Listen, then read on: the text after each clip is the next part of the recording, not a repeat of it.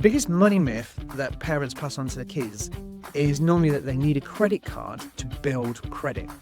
So let me show you why that's wrong and what to do instead.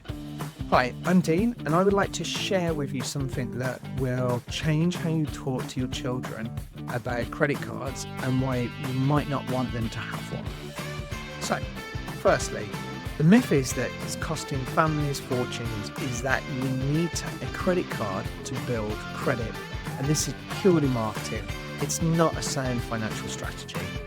Credit scores measure your ability to manage debt responsibly, not your ability to get into debt. So let's look at the maths that credit card companies don't want you to see. In this example, we're going to use a credit card with a balance of £3,000, paying an APR of 24%.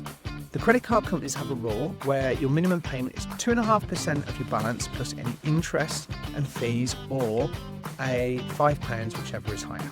So, in this scenario, it would take 28 years and 3 months to pay this off.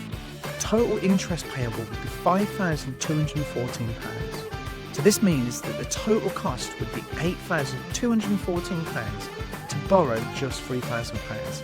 This calculation is based on a number of assumptions and it's for illustrative purposes only. Always important to read the credit card agreements, terms and conditions carefully. Help your kids understand debt and credit cards. Here's a smarter approach I'd recommend. Set up an automatic payment from their savings account, utilities, phone bills, even streaming services reported to credit bureaus. And when paid consistently, it doesn't have to be much. Even a small bill paid consistently builds credit. So this approach builds 3 critical skills: budgeting within their means, understanding that credit requires actual money backing it, and developing the discipline to pay in full. Plus, you remove the risk of going into debt. Credit should amplify the wealth that you already have, not replace the money you don't have.